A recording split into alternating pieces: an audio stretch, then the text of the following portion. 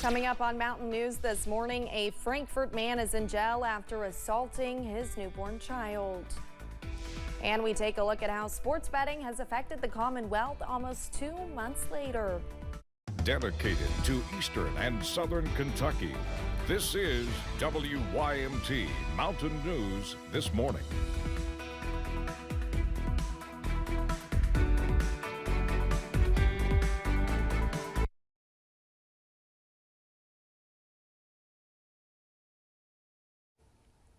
All right, and good morning. I'm Olivia Calfee. We are coming up on 6 a.m. on November 22nd. And now we're going to toss it over to Brandon Robinson for a quick look at your forecast this morning. The graphics went down, Olivia. That's what happened, and I was trying to get them back up on the monitor, but we got it. So there you go. This morning we're seeing a little bit of some drizzle. Maybe, I guess is the best way to put it. Some spotty drizzle out there this morning. It's kind of going through the eastern counties now across the board. But again, that's due to the cold front that's still kind of lingering over some of those counties. Downtown Whitesburg, you can see some wet roads out there this morning. So again, we're just kind of keeping an eye on that. Temperatures in the 30s there. I think it's up on top of Whitesburg Pine Mountain. But again, it's kind of chilly in some locations. 37 in Clintwood.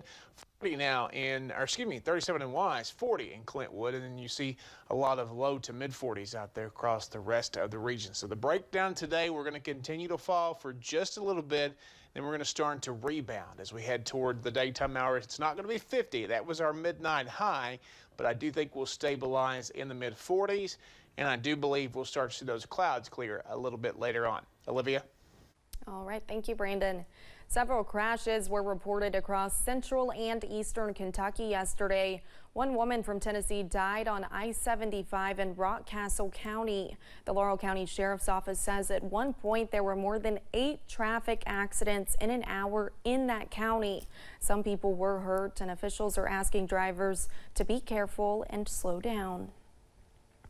State police arrested a Lawrence County man on sex-related charges. Jared Kelly was arrested on Old River Road in Louisa.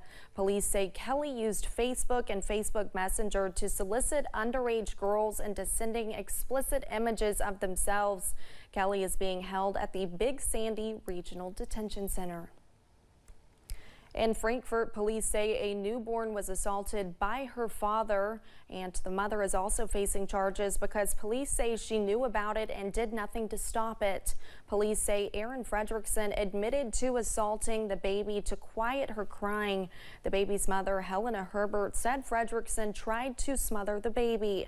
Herbert was also charged because police say she knew of Fredrickson's actions for several weeks. State child advocates say they see dozens of cases like this every year, and it's often with new parents who don't know how to react to stressful situations. But I think just acknowledging that the baby is crying and it's normal, and remembering that that's how they're communicating, and remembering that it's temporary. Police say the baby is being treated for potentially life-threatening injuries. Former First Lady Rosalynn Carter died Sunday at the age of 96, leaving a legacy of work, love, and hope. WYMT's Buddy Forbes has more from another former First Lady who spent time with the Carters decades ago, but remembers it like it was yesterday. Rosalynn Carter was known for much more than being a First Lady. Walk softly, but carry a big stick. And she carried a big stick in her own way. Following her death Sunday, the wife of former President Jimmy Carter has been celebrated by many for her dedication to building a better country, starting in battered communities. It's unlimited opportunities. She got on that ladder and there she went. Leaving her mark here on the mountains after a visit in 1997, when Habitat for Humanity introduced its Hammering in the Hills initiative, which included the building of 9 homes in Pike County. She had a discussion with every worker doing that Habitat build. She was that way. Former First Lady of Kentucky, Judy Patton, says the build created more than housing. It created hope. 1, 2, 3, and provided a picture of Carter that is clearer than any captured on video during her visit. She was East Kentucky that day. Never knew the difference where she came from. Patton worked with Carter and former First Lady Hillary Clinton on the build, saying Carter showed up as a champion.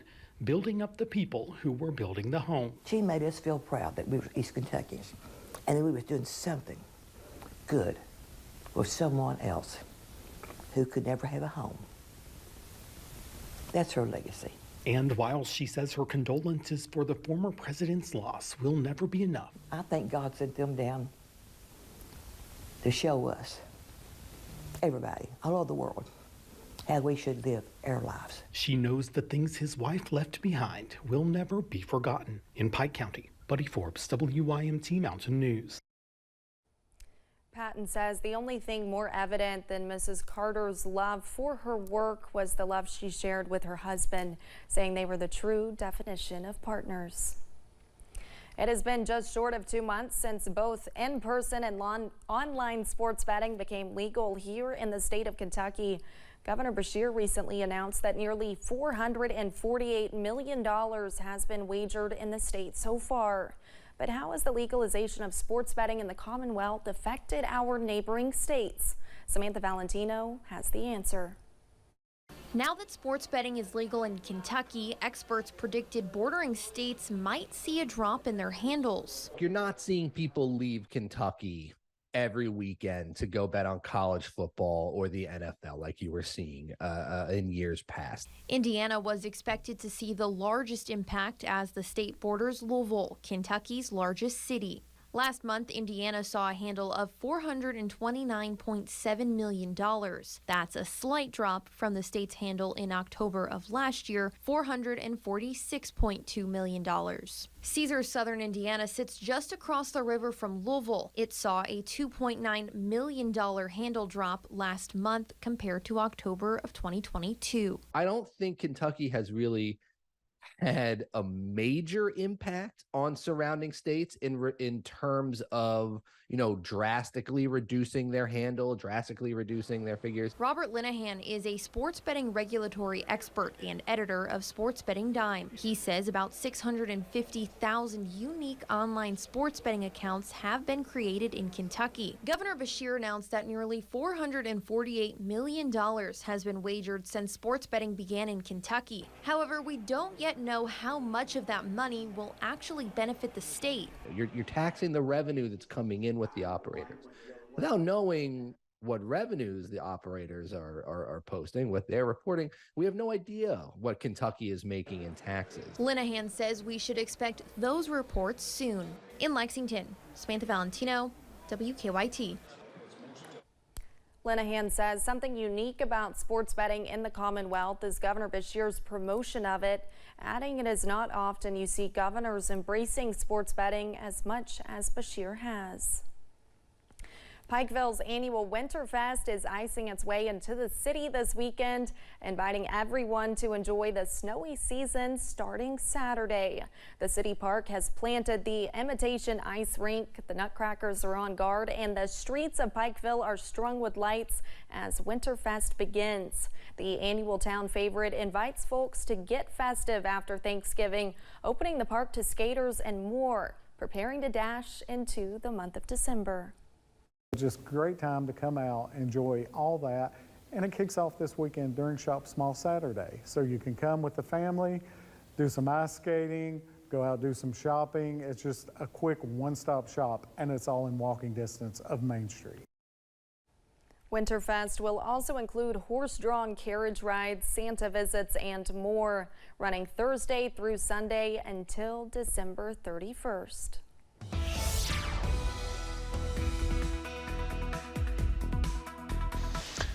Coming up on 6:09, we're tracking temperatures this morning, and they're a bit on the cool side in some spots there. 37 in Wise, 40 in Clintwood. We're also looking at low to mid 40s across most of the region this morning.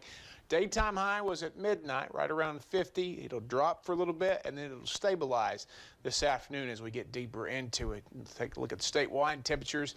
A lot of 44s out there. Louisville, Cincinnati, Ashland, Bowling Green, Nashville, Paducah, 48 Knoxville, 51 Tri-Cities. Everybody, though, in the 40s this morning after that cold front came through. 12-hour planner, I think we rebound back to about 45, and it all depends on the clouds. I do believe those will cool. Those will clear. That's the word I'm looking for there. Those will clear this afternoon a little bit later on. No sunrise, but maybe sunset. Maybe a little bit later on. We'll have to wait and see how that plays out. Olivia?